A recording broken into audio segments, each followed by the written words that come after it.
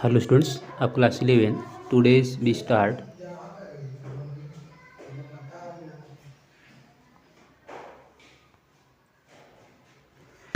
Hello students of class 11. Today's we going on the important notes of the chapter cell division and cell cycles. तो students cell division से cycles में जो importance points है notes है आज उसको हम प्रोवाइड्स करेंगे. सो you see point wise, point first, point seconds. Point first, the sequence of event by which a cell duplicate its genome, synthesize the other constitutes of the cell and eventually divides into two daughter cells is called cell cycles. तो students आप जानते हैं कि cell divide होकर one cell से to daughter sales का formation करता है. इसी प्रोसेस को सेल साइकिल नाम दिया जाता है. सेल साइकिल में डीएनए सिंथेसाइज ऑकर्स. इसमें डीएनए का सिंथेसिस होता है एंड वन स्पेसिफिक स्टेज और एक स्पेसिफिक स्टेज होता है सेल डिवीजन का. और इसमें डिस्ट्रीब्यूशन ऑफ क्रोमोसोम्स, जिसमें क्रोमोसोम का डिस्ट्रीब्यूशन होता है in complex series events during cell divisions. और सेल डिवीजन में स्टूडेंट्स जैसे आप जानते हैं चैप्टर को ऑलरेडी ये पढ़ चुके हैं आप. आज हम इसको समराइज कर रहे हैं कि सेल डिवीजन्स में क्रोमोसोम का डिवीजन्स होता है. तो हम वन पॉइंट चेक करेंगे.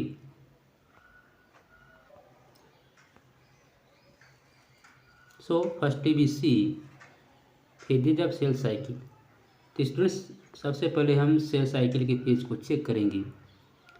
Human cell divides once in approximately 24 hours. Students जैसे आप जानते हैं कि ह्यूमन का जो सेल्स होता है 24 आवर्स में डिवाइड होता है. विच में वेरी इन डिफरेंट ऑर्गेनिज्म. और ये डिवीज़न जो है डिफरेंट ऑर्गेनिज्म में वेरी करता है. In years it takes about 90 minutes.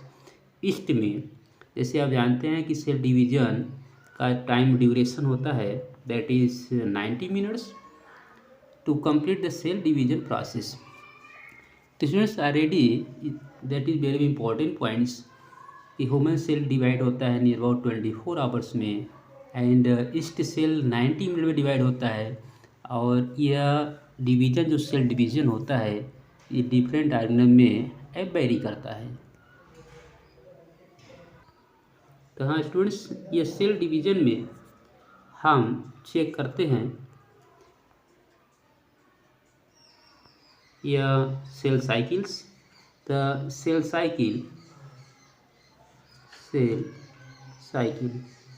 तो सेल साइकिल में हम डिफरेंट फेजेस देखते हैं जैसे G1 phase, S phase, G2 phase and this is M phase. Students इस तरह से सेल साइकिल में we see different phases that is G1 phase, S phase, G2 phase and that is M phase. That is phases of cells cycles. तो cell cycles में अगर हम देखेंगे तो firstly we see the interphase. सबसे पहले interphase stage आता है. Interphase it is the phase between two successive M phase, that is interphase last for 95% of a cells.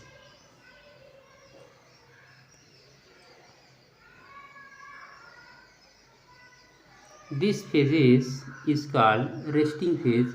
और इस फेज को रेस्टिंग फेज कहते हैं. But during this periods the cell prepare itself for nuclear division by cell growth. तो students firstly we see interphase. Interphase में क्या होता है सेल प्रिपेयर करता है, ये सेल डिवाइड करता है, ग्रोथ करता है. सेल डिवीजन के लिए सेल का इसमें ग्रोथ देखा जाता है, cell growth. And after it interphase M phase आकर। M phase that is actually division phase, division का जो एक्चुअली फेज होता है एम फेज, जो हमने इस फिगर में शो किया। M phase that is division phase, जिसमें हम लोग शो करते हैं metaphase, anaphase, telophase, cytokinesis. These are different events that is process of M phase. तो स्टूडेंट्स ये जो इंटरफेस है, इंटरफेस में हमने क्या देखा कि G1 phase, S phase and G2 phase.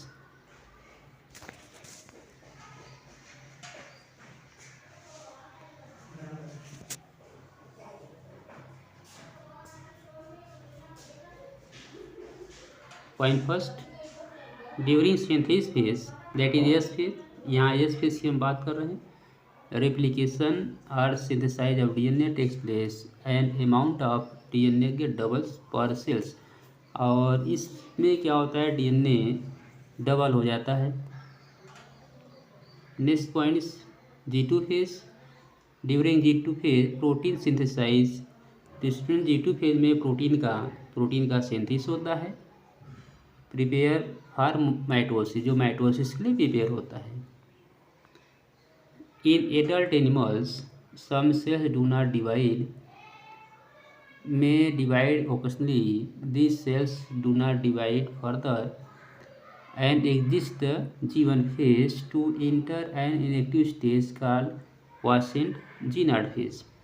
Students कुछ एनिमल में जैसे हम देखते हैं कि जीवन फेज से पहले एक वासेंट फेज आता है, वासेंट फेज, जिसे हम G0 फेज नाम दिया जाता है। Next points,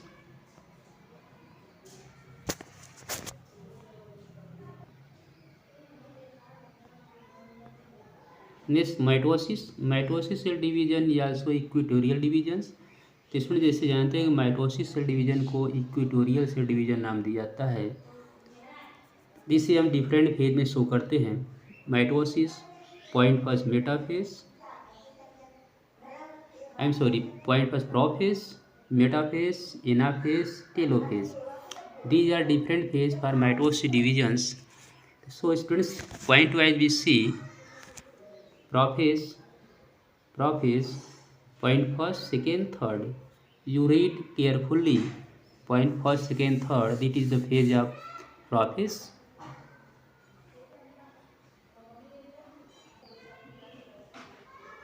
In prophases, early prophase and late prophase, these two phases occurs। तो स्टूडेंट्स इन दोनों फेजों में हम न्यूक्लियस की बात करते हैं। पॉइंट अर्ली प्रोफेज में हमें यह न्यूक्लियर मेम्ब्रेन अपीयर होता है, लेकिन लेट प्रोफेज में न्यूक्लियर मेम्ब्रेन यह डैमेज डिसअपीयर होना स्टार्ट होते हैं। That is late prophase stage.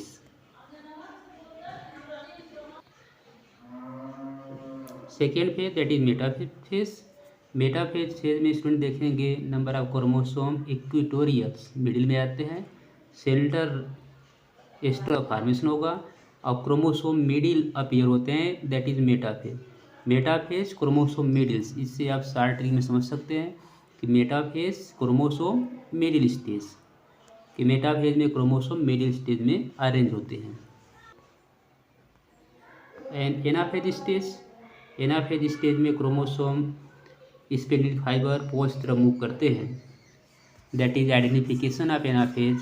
तो स्टूडेंट्स एनाफेज स्टेज में आप देखेंगे जो सेंट्रियल्स फॉर्मेशन हुआ तो क्रोमोसोम सेंट्रियल्स की तरफ मूव करते हैं। That is anaphase. Student that is telophase stage. Telophase stage में क्या देख रहे हैं कि nuclear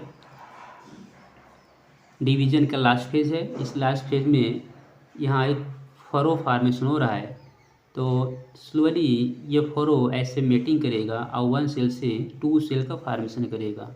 that is telophase stage. After telophase stage that is last stage, और after telophase cytokinesis takes place. इसमें सेल साइटोकाइनेसिस में सेल के साइटोप्लाज्म डिवाइड होते हैं। So students That is the important phases of mitosis division. So thanks.